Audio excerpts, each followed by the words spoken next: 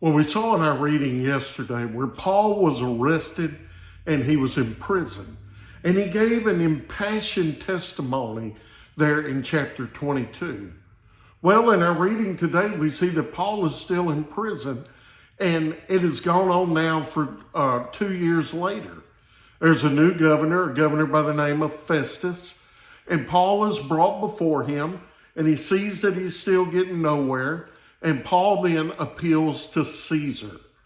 But before he is sent to Caesar, he is called to stand before King Agrippa, king over the region that they're in.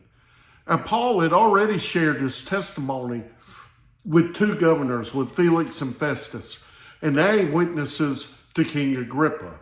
And let me read to you what the scripture says here in Acts 26, verse 27 and 29 through 29. Acts 26, beginning in verse 27. King Agrippa, do you believe the prophets? I know you believe. And Agrippa said to Paul, are you going to persuade me to become a Christian so easily? I wish before God, replied Paul, that whether easily or with difficulty, not only you, but all who listen to me today might become as I am, except for these chains. Paul has been in prison for 2 years. He's facing uncertainty.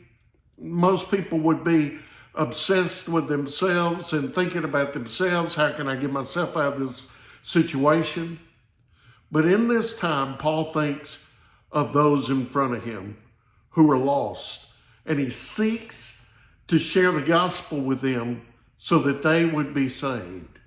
How often do you and I seek the lost?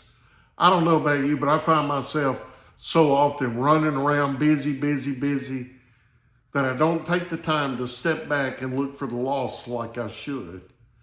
And so here we see with Paul standing in court and sharing the gospel and sharing that he wants them to be saved, we see here that we need to take and use every opportunity that we can to share the gospel of Jesus Christ.